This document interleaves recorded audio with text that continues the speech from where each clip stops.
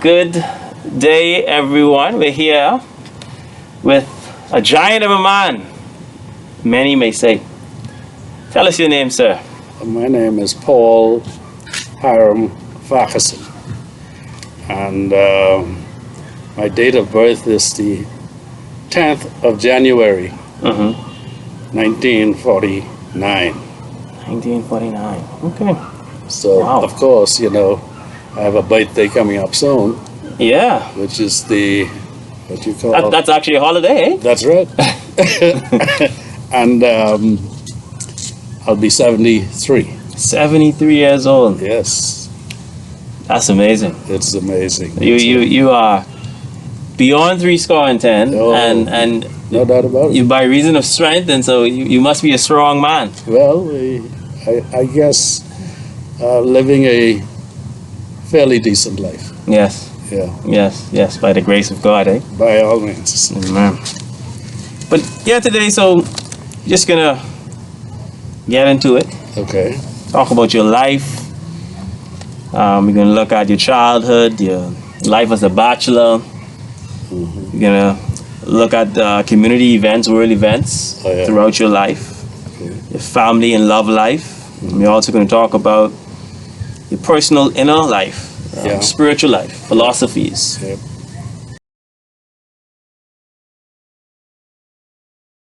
Where were you born? It's Knowles. I was born in a great settlement of Bint Ground, Long Island. My father was the second principal of Glinton's public school. In those days, you called it all-age school Yes, because they taught all grades. yes, Today, in those days, it went from primary school up to grade 6. You graduate, that's equivalent to grade 10 okay, these days. And beyond that, you had to take what you call Cambridge, which was equivalent, I guess, to GCs and that kind of stuff. okay. Well, of course, my father came there. He married one of his students, Okay. who was my mother. Married her. Her name was Martha DeVoe. Okay. Now, she was the daughter of one of the mayors of Long Island, Alonzo Knowles. Now, and we stayed in the teacher's residence. Your aunt, Dorothy, looked after myself because my mother was, in those days, called monitress. Okay. And so my father got ill. He plagued with tonsillitis. Okay. And he came to Nassau to have his tonsillitis removed. And the hospital was then on Prospect Ridge, out in the west, in the old days. And I was then about 18 months. Yeah. He,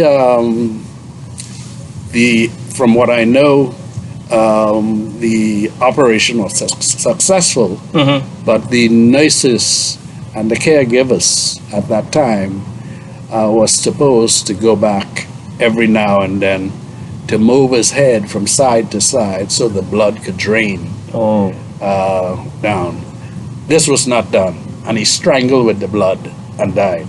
So he came down, left me and my mother back in Long Island. My mother came to the funeral. Yes. I was then left with Margaret and Henry Pratt, of course, with Dorothy, who was looking after me at the time. And I became the last child of the 7 children Wow. in the family, Yes. because Charity was the last child. And by me being there, I was adopted Yes. because my mother left me in Long Island, come to the funeral, and never returned. And therefore, the only parents I knew Yes. was Margaret and Henry Pratt. Henry. Wow. So, did you ever have the opportunity to mend relationships with your mother later on in age, or you? Oh yes, yes. The first time I saw my mother, because what happened, she came to the funeral. She was only 18 years old. Okay. Wow, she was young. And she found a man by the name of Alfred DeVoe. Mm-hmm.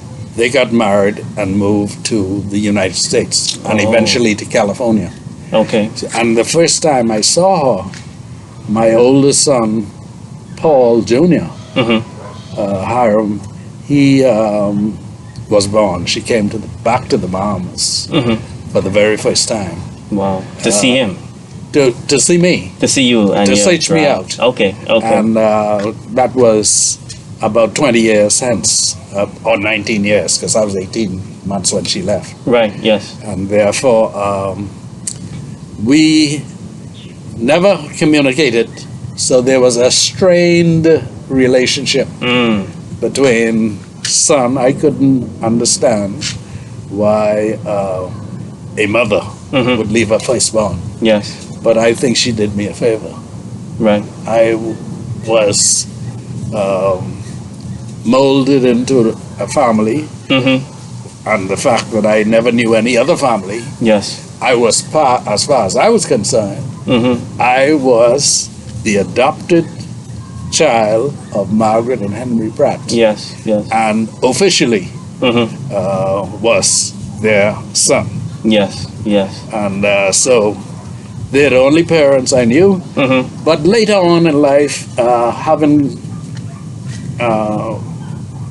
got married to Sharon, who was from Harbor Island. Yes. She was 19, I was 20. Okay. Young love. You know, oh man, we fell in love. She was a Queen's College student. She was doing A-levels at Queen's College. And therefore, I knew if I was able to capture her, I was capturing gold. Wow. And therefore, we applied in those days. You couldn't get a license to get married until you were age 21. Are you serious? Unless someone go down to the Chief Justice and swear that you will be a good husband and a productive father to your children and a good husband to your wife. The wife had to do the same thing. Wow. So it's 21 for the male, or because I heard back in the day the women could have gotten married at age 16. Yeah, but for the male, yes. For the male, it was 21. But the wife, I took the wife with me. Right. To make sure she understood the process. Yes. Yes. And therefore,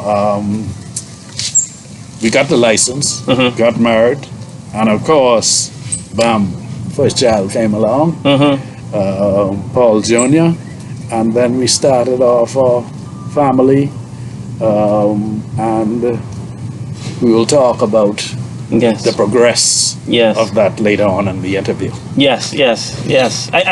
I know my aunt, she went to Florence Taylor, she went to QC. This is when it was off of Bay Street. That's when. That's right. Yeah, and I heard it. Black people weren't allowed to really attend. No. And my aunt, she said she was one of the first blacks.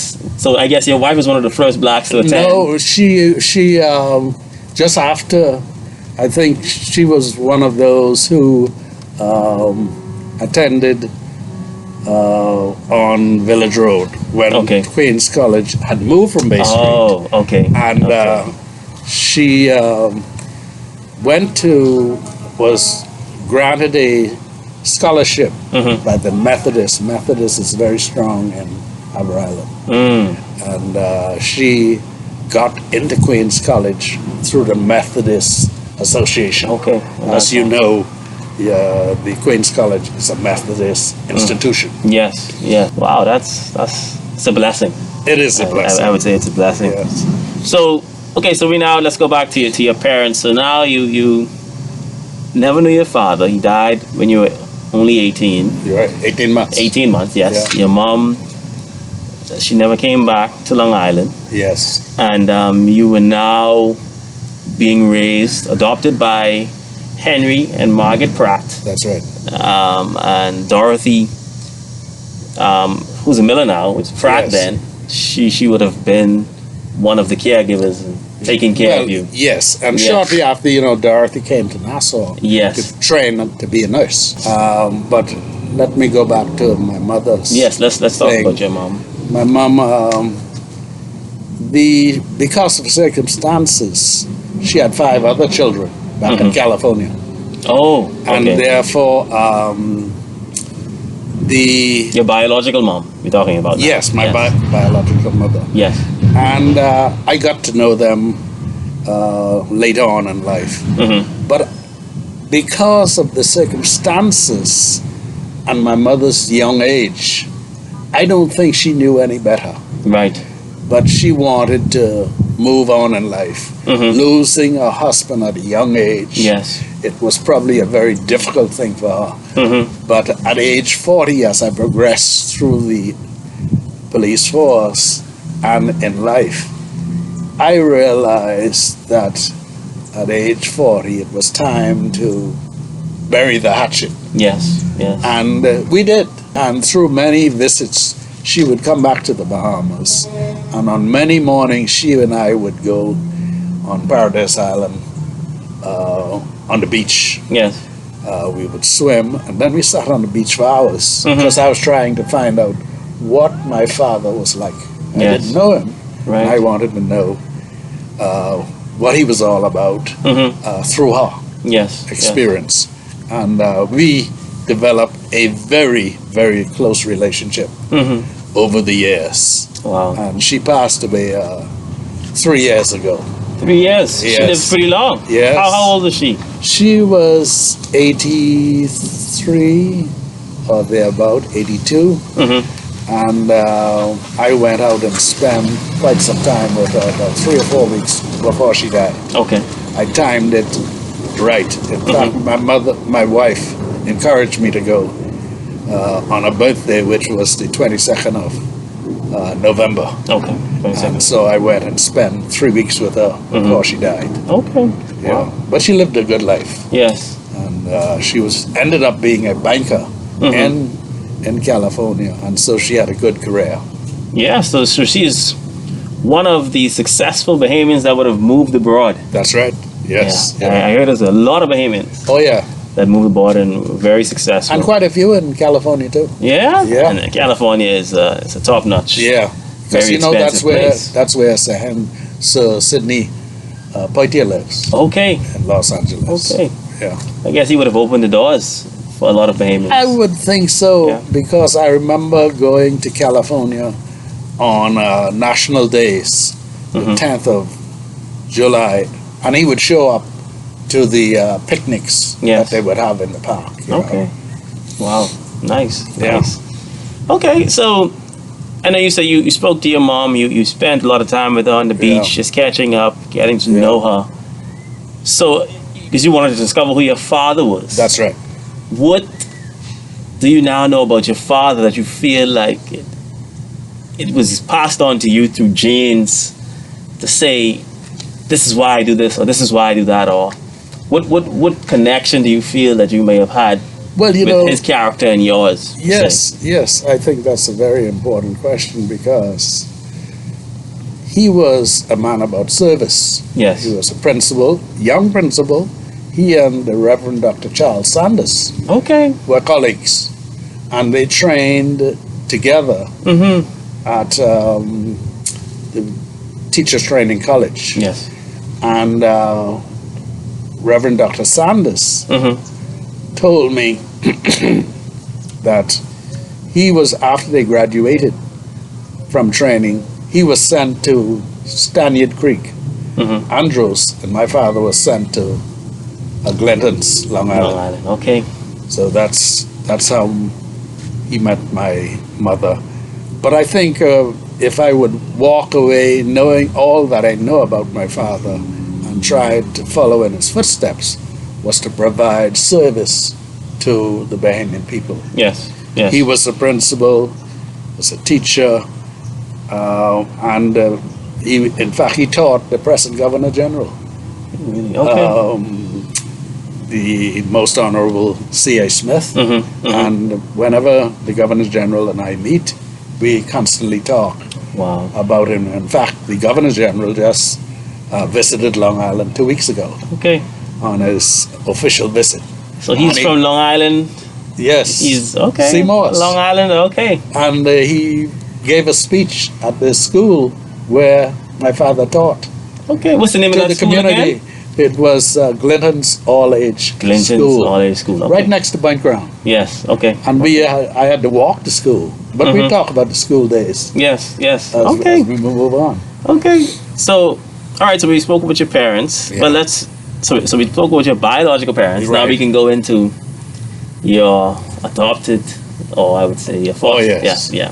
Now, I tell you a story.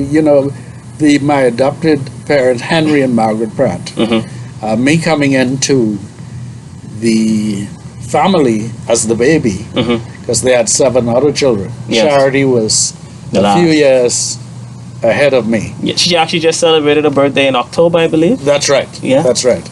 And so I was, I guess, the toy of the family. I guess everybody wanted to protect me. Yes. I was like the kid who grew up in a village. Right. Right. This old African proverb which talks about the village, growing up in a village, and the village look after you. Mhm. Everybody in Long Island Wow. looked out for me. But because my adopted parents, Henry and Margaret Pratt, Margaret Pratt was the disciplinarian Mm-hmm. of the parents. Yes. Okay. She would pick up the nearest thing to her hand if you behave in a funny way, Mhm. and you will get your head banging. But she was a gem of a lady. Yes. But so I tell you a story because I was the youngest of the kids, and they ran a petty shop. Yes. If someone come to the store, Papa would say, "Come here, boy, go and serve that person what they want." Mm-hmm. And so, being mischievous, Mm-hmm. they sold sweet milk. Okay. And with the influence of my schoolmates, I would bore a hole at the bottom of the sweet milk can, very fine hole, Yes. and suck the sweet milk. And so when Papa would come, he said, "This must be a spoiled can." I say, "Yeah, Papa, they send you a case of sweet milk, but one was bad." But today, I have to guard myself when I go in the food store, Yes. not to buy sweet milk. But I can afford to buy a case if I want to. Yes. Yes. But it goes to show you, all of us Mhm. have something in our past. If I was caught, I could have very well been charged or be very disciplined very, very heavily. Yeah. But it shows that as children, Mm-hmm. you can develop some habits Yes. which can follow you out Mm-hmm. your lifetime. But I don't think it was a bad thing, because sweet milk was good. Well, good to be anyway. Yes. Yes. Boy. But I mean, it's good now that you recognize, Yes. at a young age. But Yeah. I mean, you weren't caught No, with no. could have gone sideways. Yes, yes. But that's the grace of God, Oh, no doubt about on it. you, and along your way in life, you still seem to be steered in the right direction. Yeah, and I can tell the story. Yes, yes. So where exactly were you all living in Long Island? There was a yard. Everybody, family had a yard. Okay, The yard was called Pratt's. Pratt's. Okay. Okay, and then you have across the quay, which was there's a bridge separating the other side of the yard called the Key, and where Queenie and the Adderleys live, and then on the other side of the homestead and the yard was a place called Over Simon. Over Simon. Okay. Yeah. And anybody from Long Island in those days, once you say you're from Over Simon, they would know what you mean. Wow. Because there are several yards that that made up that particular small community, but all burnt ground. Okay. Yeah. Okay. So it was burnt ground. Burnt ground, yes. Okay. But like I said, the yard was Pratt's yard. Pratt's yard. Okay. And How big was that yard? if you remember? They several acres. Wow. Because there were two brothers living in the yard. Two Pratt brothers. Two Pratt brothers. Do you know the other one? Yes. Uncle Abram Abram Pratt. Pratt. He was married twice, and he was a lover par excellence. Okay. So he had many children, two families, Wow. and we all grew up together. The younger ones, quite a few of them have died now. I think there's only two sisters, two daughters of that family, or three daughters still alive, and there's one son, Okay. Obie Pratt. So we all got along in those days, and we look after one another. It really that I think we've lost that today, where the family look after one another, being close, you know. And that's why we have so much crime and violence today. Yes. Simply because the family structure has deteriorated. Yep. I believe that as well, because I think it might be linked to the individualistic mindset of America, where it's mostly about me, what I can do.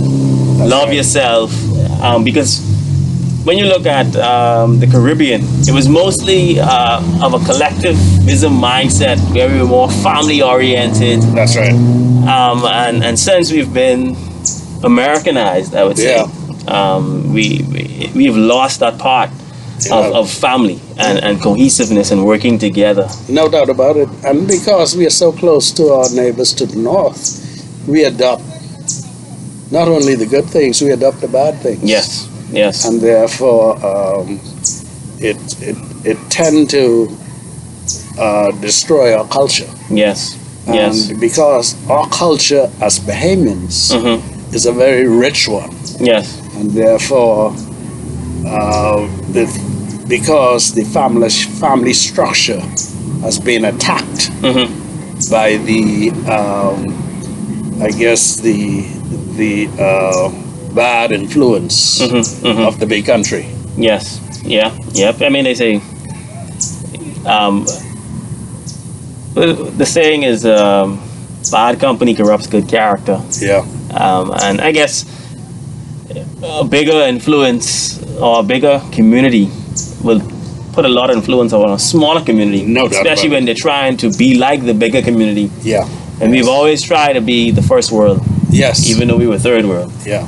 And in trying to be first world, we overstretch. Mess up some things. Yes.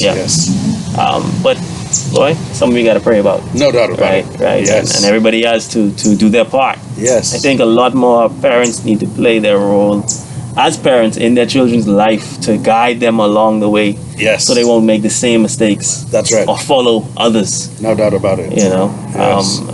But that's what we gotta pray about. Yes. For the country. Yeah.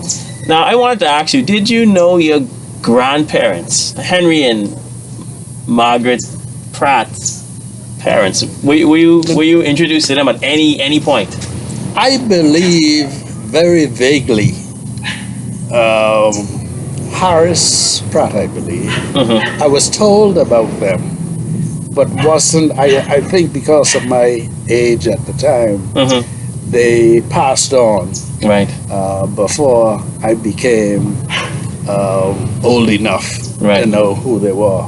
But there was a lot of conversation in the family about them. What conversations? Do you remember anything about them? Yeah, a conversation of how they built the family and how big and close knit that family was, and some of the children of that family, Henry Pratt's sister, Auntie Martha, Yes. who lived in Glintons, which is a settlement next door Right. of Pine Ground, who had many children, and some of them we all went to school together, and I think my adopted mother, Margaret Pratt, she was from Millis, not Millis, Millington. Millington. Okay. She was from the Glinton clan, Okay. and she was of a lighter hue, and that's probably where you got your whiteness from. So you're from good stock, my friend. Yes.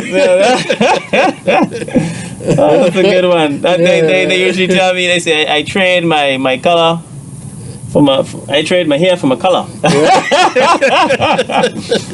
Oh, that's what they tell me.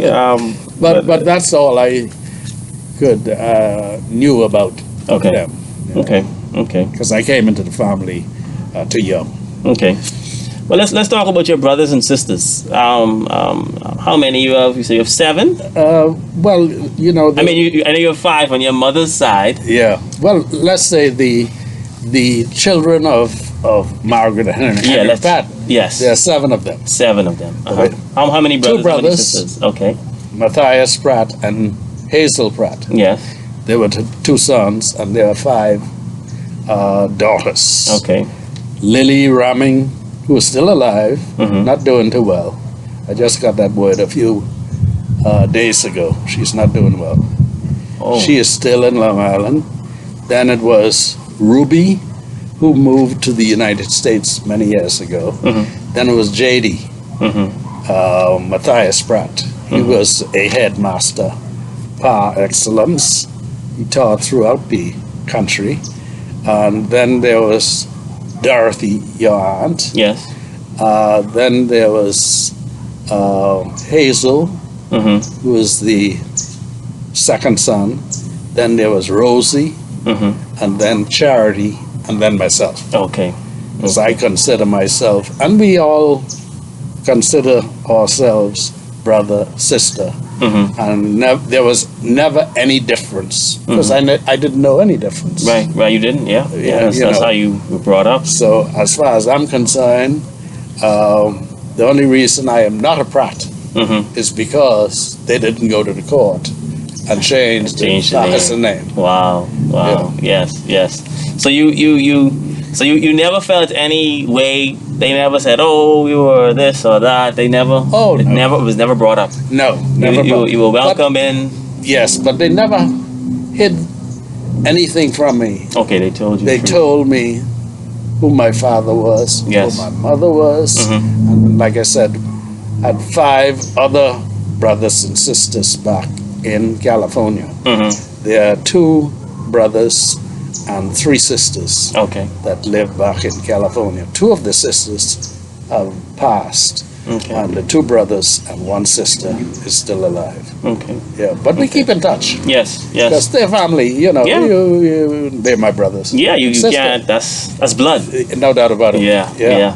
So from the Henry and Margaret, your brothers and sisters from Henry and Yeah. Margaret, who was the oldest? The oldest was Lily. Lily. Yeah. Okay. She was 92 this year. 92. Yeah. Okay. And like I told you, she's not doing well now. Yes. So it may worth your while if you could get down there to see her and probably get a few words from her. Yes. Yeah, she was actually on my list. I was supposed to call her from September. Yeah. But I got so caught up yesterday asking for her number. Maybe I can get it from you. Yeah, I could give it to reach you. out to her. Yeah. And maybe travel to see Now, and talk to her. Why I tell you need to do it post haste, Okay. because when I called her 3 days ago, she was not too well, and she hardly ever refused to talk to me. And she said, refused. well, when I say she refused, she told her daughter, Peggy, who lives with her, tell Paul, I'm not doing too well. I can't talk to him. And that's the first time that has happened. Wow. Because every time I call, she is eager to talk to me. And Peggy told me, her daughter, that the nurse had been there and saw her, and to say that she is deteriorating. So you need to do whatever you have to do post haste. Yes. You know, I'm not saying or predicting anything, but that is the reality of life. Yeah. As I know it at the moment. I agree. Yeah. I agree. I totally understand Yeah. what you're saying. Okay. So let's talk about let's talk about the home, the family home itself. Oh, yes. You know, how many bedrooms, were you all together in one room? How did you handle that? You know, eight kids, what size? What are your memory as a child? Yeah, let's talk about that. Let's talk about the family home and stuff, You know, number one, we had a detached kitchen. Okay. And there was no stove.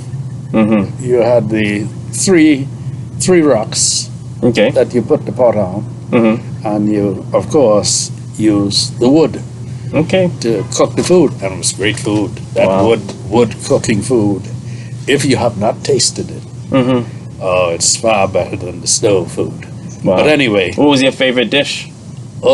Pea soup and dough. Pea soup and dough. And then because you could go out on the seashore, the seashore, catch your fish. We used to fishing with crawfish. That was no big deal because there was so much of it. And we grew up on a farm.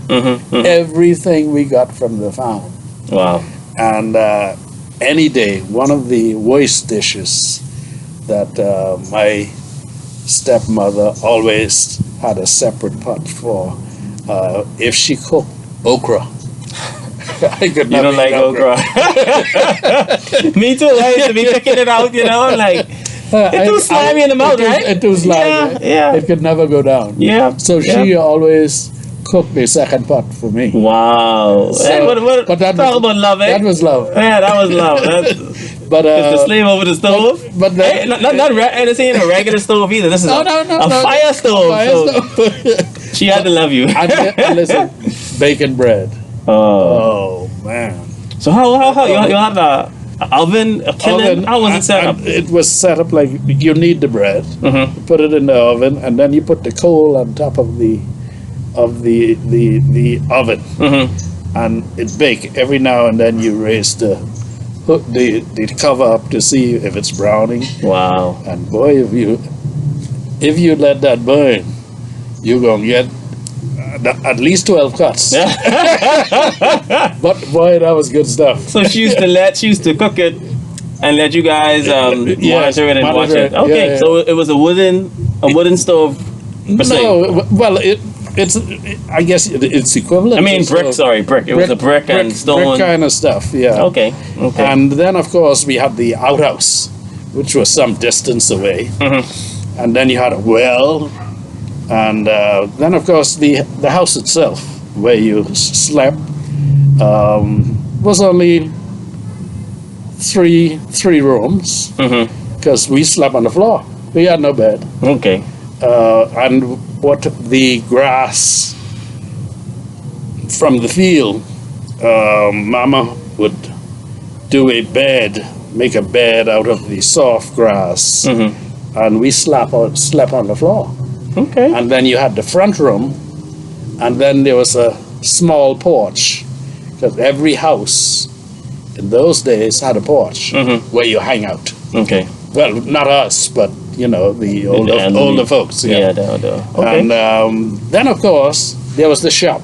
Then there was the wholesale bar, which he had a license for. And then there was another small building we called the barn, where you store the stuff. Okay. After harvest. After harvest, yeah. Okay.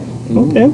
And then in the yard itself, everything you could name grew right in the yard, in addition to the farm. Okay. Because you had to travel maybe a couple of miles to the sandy land where they produce, cut the fields. We call it slash and burn. Okay. Where you slash the bush to begin with, let it dry, and then you have it lit with fire and burn off. Wait a couple of weeks, then you plant. Okay, that's somewhat of fertilization. Yes. Okay. You call it slash and burn. Slash and burn. Okay. Yeah. Did back in the day? Did they do the 7-year thing? Like every 7 years, they would stop, don't do any type of farming on it, and then. Now, while that is biblical, I think in practice, not following the same script probably amounted to the same thing. Okay. And they separated the what we call the old yard, which had sapodillas, bananas, because you had to grow the bananas in these holes on the property, and then Papa had sheep and goat. Okay. And we had everything. Hogs. Yeah? Yeah, man, we had everything. I would talk the fish. We never thought we were poor. As far as I'm concerned, we were millionaires. Yes. Because we never wanted for anything. And while we grew up, my trousers was made of flour bag. The flour bag the bag that brought the flour in. Okay. I mean, she was good at. She was almost like a seamstress. She made the pants for me, and then we made shirts. She made shirts out of the flour bag as well. So we thought we looked like stars in those stuff, man. So most individuals would have wore the flour bag clothes. Was that a cultural? Well, I think it was a matter of recycling. I guess recycling and opportunity to recycle the stuff and making good use of what was an opportunity, I guess, to make sure that the children benefited from the products that came in the sacks at that time. I turned them into clothing. I was also an ace at plaiting. Okay. The first pair of shoes I had, I was 12 years old. We went to school. I went to school barefoot. And when you arrive at school, the headmaster, we assemble in the morning, as many schools do, and you do an inspection. I always wondered, if I walk 1.5 miles to school, and when you get to the school, you have to find some water to wash off your feet. Really? You want no shoes. Wow. So, but they inspect your fingernails, and listen. When I got my first pair of shoes, it was cause we used to get 2 shillings and 6 pence for a roll of plat, and you send them down on the mail boat, and you get the money coming back. And when I bought my shoes, I wore them once every Sunday, once a week. Okay. Once I go to church, and my Father Henry Pratt, he was the catechist in the Anglican church. Yes. And you had to go to church in the morning, You go to Sunday school in the afternoon, and then you go to evening church 3 times on Sunday. Wow. But what was good about that, it cemented your character. And on a Monday, you go to the Baptist church. On a Tuesday, you go to the Gospel Hall. And on a Wednesday, you go to the Jumper Church. Wow. That's where I learned how to dance. you know, they have this thing called Russian. That's a Russian dance? And yeah, man, that's a Russian in the Jumper Church. A lot of music. And even though I was Anglican, yes. Man, listen, I used to put down some numbers. Wow. But as a young age, all our youngsters, we used to look forward to that. I guess that... So why did you have to go? Did you have to go all those days? Was it? Yeah, well, it was part of the community upbringing. Okay. That they solicited families to come. And now the churches, while they were separated individually on a Sunday, doing their services during the week, you also had churches, and some, like I say, the Baptists had theirs on a Monday, and the Gospel Hall would have it on Tuesday, and the big rush out is on Wednesday, like Junkanoo. But it was all good fun. So, as a child, what did you guys do for fun? Well, what did you do? we shoot marbles. Really? Marbles around that long? Yeah, I wasn't a great marble shooter. But we had the big marbles and the small marbles. And man, I get many a beating from Margaret Pratt. For losing the marble? Or? No, for being out playing. Oh. You would overextend your time playing? Yes, playing. When she give you a task, and then you might rush it and finish it quickly. Then you go with the boys in the neighborhood. Yes. And quite a few of them are still alive today. Ines Adley and the neighboring Bethel family, the other Pratt's children. And so we all used to go on the mash, what we have a place called the mash, when it's dried, and shoot marbles. And then we play what we call rounders. What is that? That is the soft tennis ball. It's similar to baseball. Okay. But it's called rounders. And we would put down stones as the basis. And so it was all great fun. Wow. That reminded me when I was a child, and whenever they would clear down a property, we as kids would go and rush on the property, and we would set up, the softball mounds, and that's right. We would get a stick out of the tree, cut our own stick as a bat, and we would be hitting it with a tennis ball, and we did a lot of that. It's improvising. Yes. I mean, you didn't have the real stuff. No, you didn't have the real stuff. But you improvised with what you had. Yes. And therefore, I think that made us better persons today. Yeah. We can appreciate. What we have. Yeah. And even too, you get to see how kids, were creative. Yes. They love the outdoors. Nowadays, everything is technology. That's right. The phone, the tablet, and I think it's a little disservice for them today, because they don't get the opportunity to go out and experience nature. No doubt about it. And that was nature at its best. Yeah. So how would you describe your relationship with your brothers and sisters during that time? It was par excellence. Like I said, there was no discrimination from me coming into the family. I was adopted and accepted as brother and sister. Charity and we call each other on a daily basis. Dorothy, her kids, and all the brothers. I think the only one that I didn't know too well was Ruby. Okay. Because she had moved to the United States. Right, yes.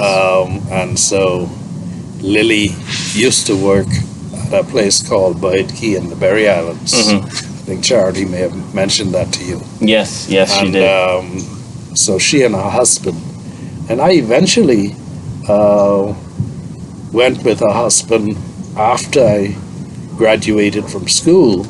I was 14 years old, where I landed my first job Okay. at Shop Key, Berry Islands. And I was... Shop Key was around that long? Yeah. Wow. I was a pot washer, one of the best. Okay. And they hired me as a pot washer and a gardener's helper. I got promoted in about 3 months from being washing pots To a gardener? garden helper. Garden helper. Okay. Yeah, 'cause okay. Granville- That's what, removing the trash after you slash it. Yeah, because Okay. Granville Pratt, who was Lily's husband, he was the gardener. Oh, And okay. so he Okay. persuaded the manager at that time that I would come in and be a helper. Okay. And from there, I moved into the crew dining room. In those days, Chubkey was the hub of what we call the tourism, bone fishing and sports fishing lodge in those days. And the crew of the boats, these mega yachts, would eat in one dining room while the owners ate in another. And therefore, I was pulled into the crew dining room as a waiter's helper. Okay. Then I became a waiter. All this was in a matter of months Wow. because of I guess my dedication, and I impressed whoever the supervisors were. And each time I moved, I got another pay increase? a little pay increase. Okay. But I ended up in the owner's dining room, Dining area. Okay. which was the price. And therefore, while it wasn't 15% as it is today, those mega yacht owners, they tip extremely heavily. Wow. And I never opened my pay packet. Mm-hmm. I sent it back to Margaret Pratt and Henry Pratt in Long Island. Mm-hmm. I was around 16 by this time, Yes. and I built a house Really? when I was 17 years old. Wow. When I joined the force, I already had a house This was in Long Island. in Long Island. Your house. 3 Yeah. bedroom, 2 bedroom? It's Was a house that JD bought from me Okay. after I joined the force because there was a dispute over the property. And that's another story. One family didn't think that, because my stepfather, Henry Pratt, took me down and said, now you could build here. But I never got its generation property. And because I was a Farquharson, Right. you know, some family members didn't think that. You deserve the property. Yeah, well, that was another story. Yes, yes. You know, yes. and while it's negative, it's one that happened that discouraged me from continuing on. So I let the house and the property stayed for a while because I had the roof on, the windows were in, and by then I joined the Police force. Okay. And JD, who was transferred back to Long Island, he didn't have a house of his own, so he asked me if I would sell it to him. Okay. Yeah. Okay. So the family you speak of, Henry's brother, Yeah, children. children. Yeah. Yeah. Okay. But it was Understood. only one of the children who created that mischief was, and we became very good friends. Yeah. After the fact. Later, and they, I guess at that time, you know, they saw me as an outsider, and but of course, Papa raised eternal hell. Yes. You know, Henry, Yeah. he said, Paul, never mind. That's yours. I gave you that. This generation property. Yes. And you are part of us. So while it was negative, we became very, very good friends up to his death. Yes. Yes. Well, it's good to mend. Oh yeah, we You know, met- after such situations. no doubt about it. Yeah. Yeah. Yeah. Yeah. So let me ask you a question. As a child, what are some of the lessons you would say that you would have learned from the your parents, from Henry, from Margaret, as a child, in terms of, and also in terms of discipline and religion, Yeah. education, business, stuff like that. Yeah. Well, you know, they taught you about how to be an adult and how to be a man. Mm-hmm. Even though I was 14 years old, Mm-hmm. I fell in love with a young lady in Long Island Yes. at 14. But in the family itself, you were taught how to iron your clothes. Margaret Pratt saw to that. She said, one day, you're going to need these skills to help you out in life. She taught you how to cook. Wow. So I know how to cook. Shine your shoes, even though I only wore them once on Sunday. You had to have clean shoes. Yes. And Henry Pratt taught you about business Okay. and how to treat people. He was a people's person. Yeah. He knew that he had to depend on the community to buy his stuff from the shop, and he was very humorous and treated them with great respect. Mm-hmm. And therefore discipline, I think, helped me along very, very well. I remember in talking about discipline in school, in those days we had what we call rainwater tanks, and it's built up off the ground Yes. with cement, and the gutter, when it rained, the water would go down in the tank, and the girls used to go up on the tank and play. So my friend and I, Ernest Adley, we would use what we call a little mirror. And we put at the edge of the thing to look in the mirror to see what's happening Oh my under the gosh. girls. As young as you were. Yeah. but one of the girls reported us. Oh. Man, and I got 12 cuts from the headmaster. Wow. From a tamarind rod. Oh. I always, from that day, always ask a lady if she is wearing something, please let me see. That's a good one. Here you go, snooping. That taught me a lesson. Oh man, yes, that was funny. Oh, very funny. That was a good one. What age was that?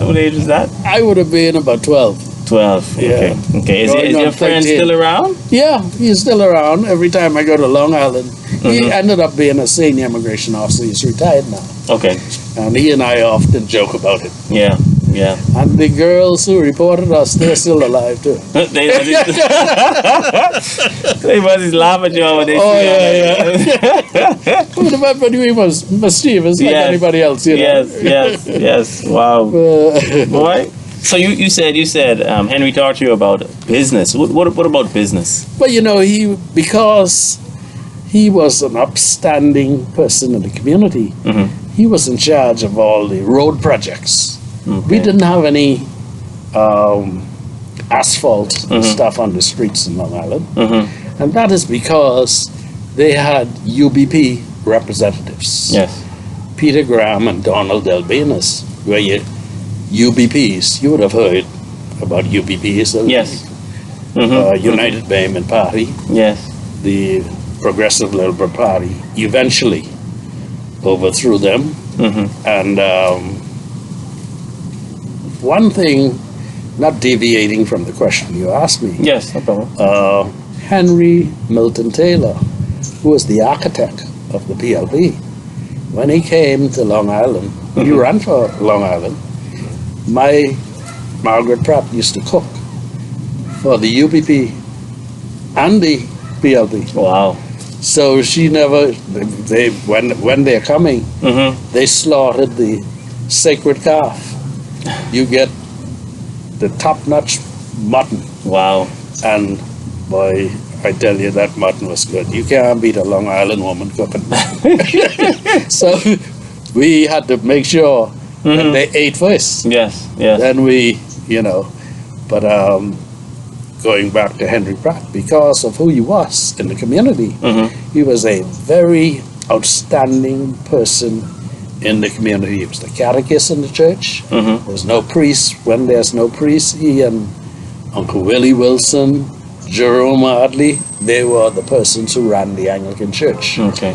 And so going to church, and when Mama tried to discipline me, I used to run to him. So he would protect me. Yes. And he would say, leave that boy alone. What are you trying to do to this boy?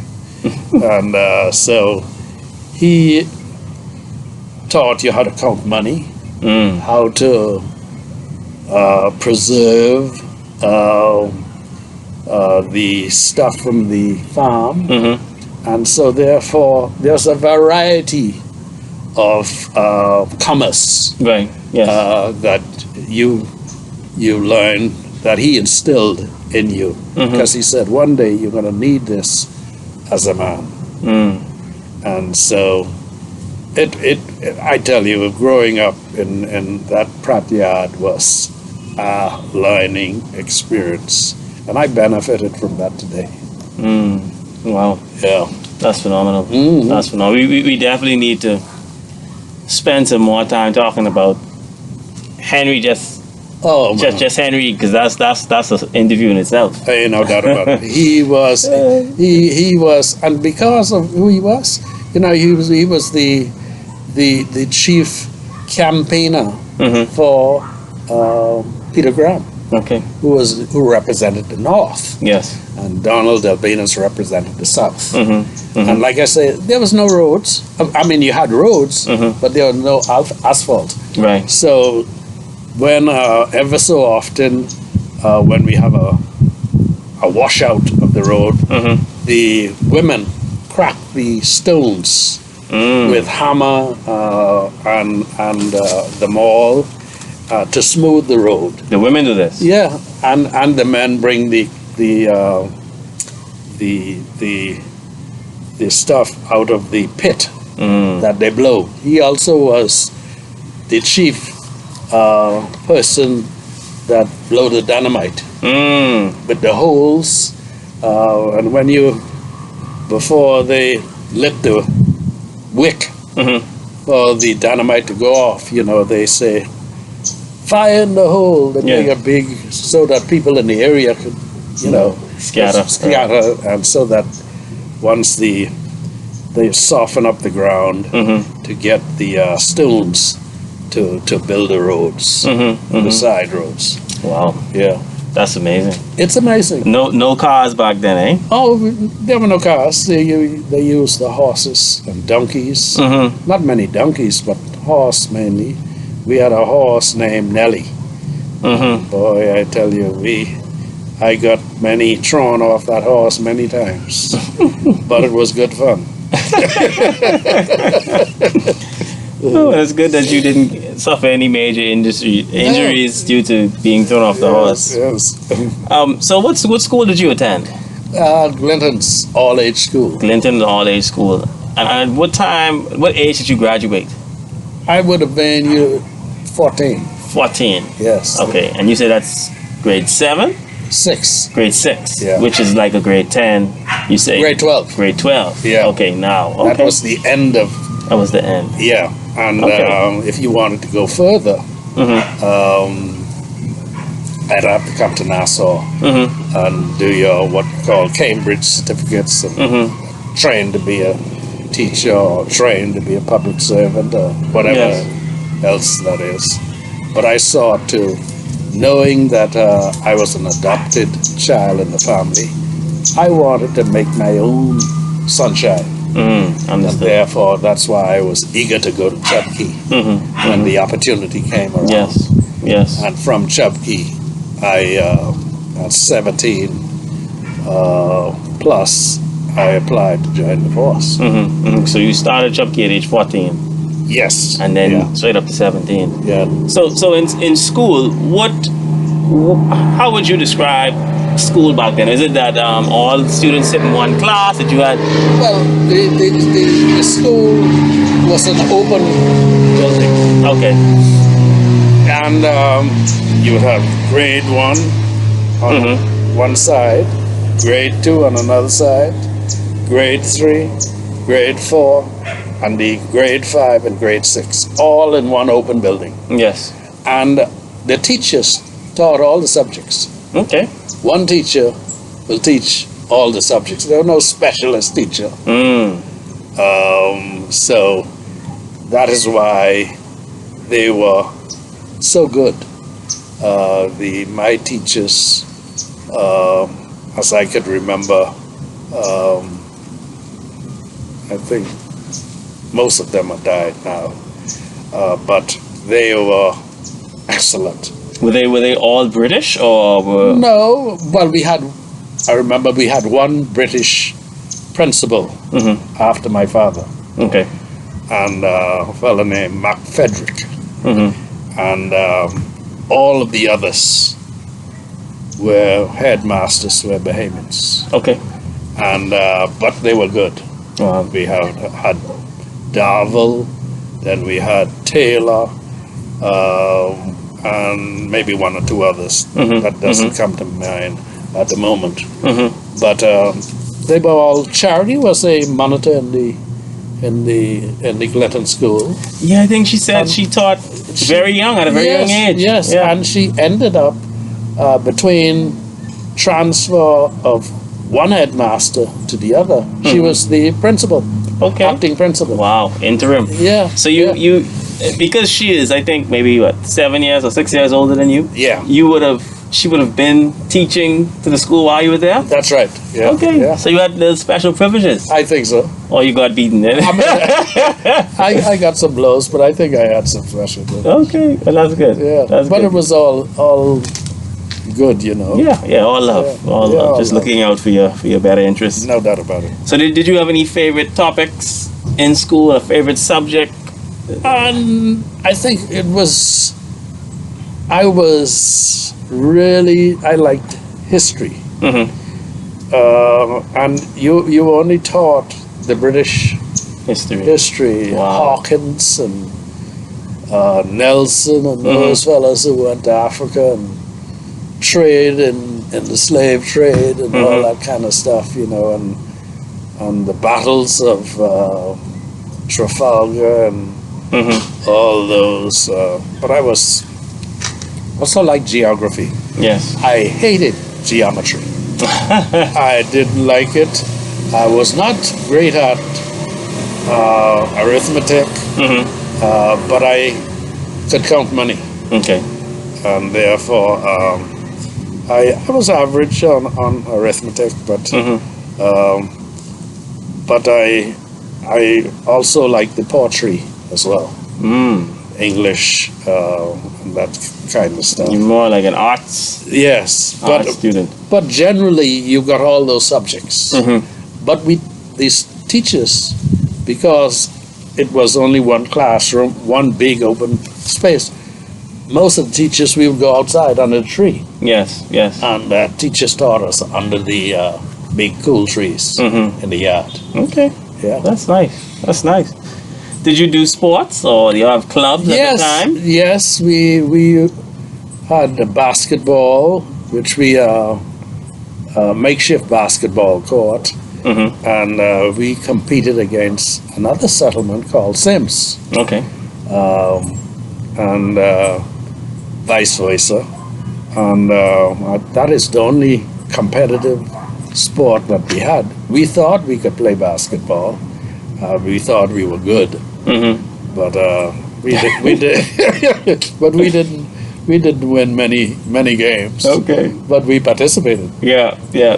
But it was, I think, sports generally that and rounders, we call rounders, which is equivalent to softball and Yes. baseball these days. Mm-hmm. I think they're the ones that I could do. Volleyball, Mm-hmm. of course, you only needed the net and that Yeah. kind of stuff. you know. Yes. But shooting marbles and sailing boats in the creek Mm-hmm. was all part of the sporting. You mean regatta or? No, among our peers. you Okay. know, You Yeah, had little boats. yeah we Big made, boats you sat in, or boats, the no, little no, small regatta small boats? boats. You put a sail on them, Mm-hmm. pretended as though you were in a regatta, Yes. and boy, and we got some beating for them too. And we sailed them in the pond, Yeah. and in the creeks. So you made these boats? Yeah, out of camalamy. Wow. It's a soft wood Mm-hmm. called camalamy, and we made the boats ourselves. Okay.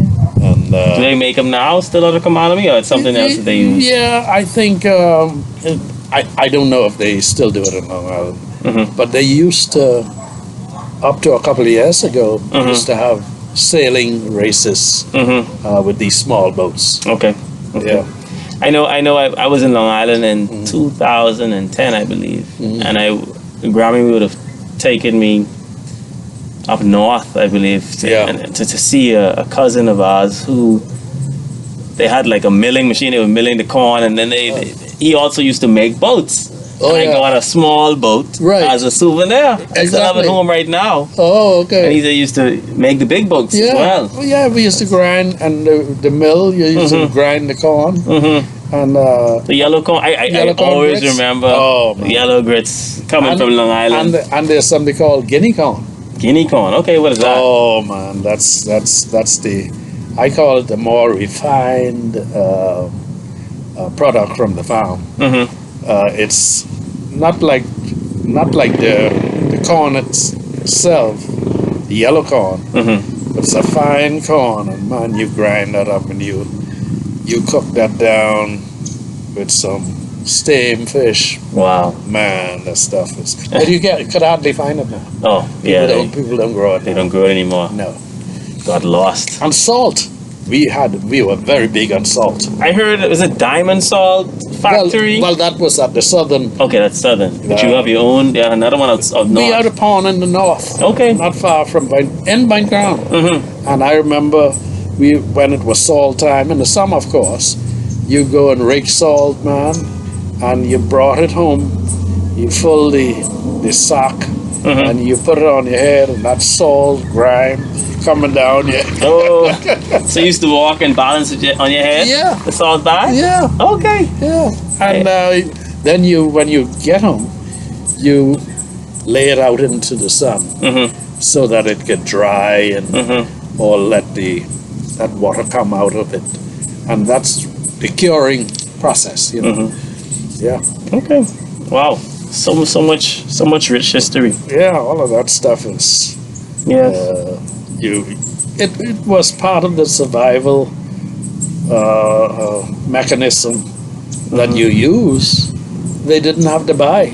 You know, Mm-hmm. you didn't have to buy salt, and that's the best salt today. Yes. Yes. Yeah. So you guys, you didn't have any lights. No. You didn't have any generators or anything. Oh no. So how did you No. so everything was lantern? How did you keep the meat? How did you Well, keep the meat? Did you? we had What's what the process? because Papa had a little store. Mm-hmm. We had what we call a kerosene fridge, Really? and you use the kerosene, and you had to light the kerosene to keep the fridge thing. And then the other thing, how you kept the sodas cold, Mm-hmm. you tie the string around the soda and let it go in the well, bottom of the well. Wow. That chilled the soda. Wow. And of course, the little how you make ice, blocks of ice that help with chilling things, curing the meat. You use the big blocks of ice. They used to. I don't know where they used to get those block of ice from.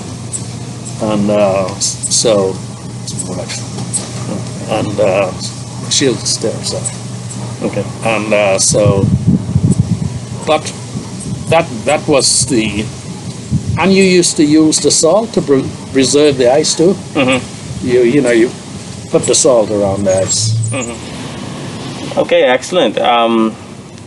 So much rich history, and even when we look at just the culture, such rich culture. We don't do it anymore.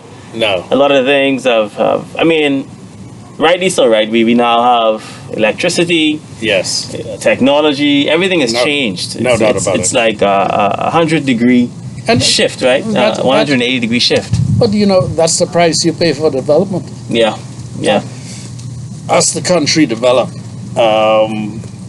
it's a pity that you lose part of your cultural upbringing and the family structure seem to have degenerated as time go on. But like I say, the price you pay for development, people have so many more things to do. Yes. The television, all the movie houses, and so therefore, I while we may say from one generation to the other that it might be in some quarters not the best way to go. I think it's a progression that must take place. Yeah. Yes. Yes. And the younger people will view it different 10, 20 years down the road. Oh yes. I mean, right now, I with the kids, I'm 35 now, and when I speak to a teenager, I feel so far from what they're doing now. No doubt about it. Their perspective, and I'm like, wow. I'm old. they see the world differently. Yeah, they do. Yeah. They do. So, oh man. But I encourage them because the experience I have of the world, you gotta have changes must come. Yes, change. Change must come. It's you just inevitable. Have to cope with it. Yeah. And some people don't want to move from back yonder. We call it in Long Island. But you gotta be progressive and move with the times. Yeah. Otherwise, you get left behind. Yeah, you were right. You were very right. Yeah.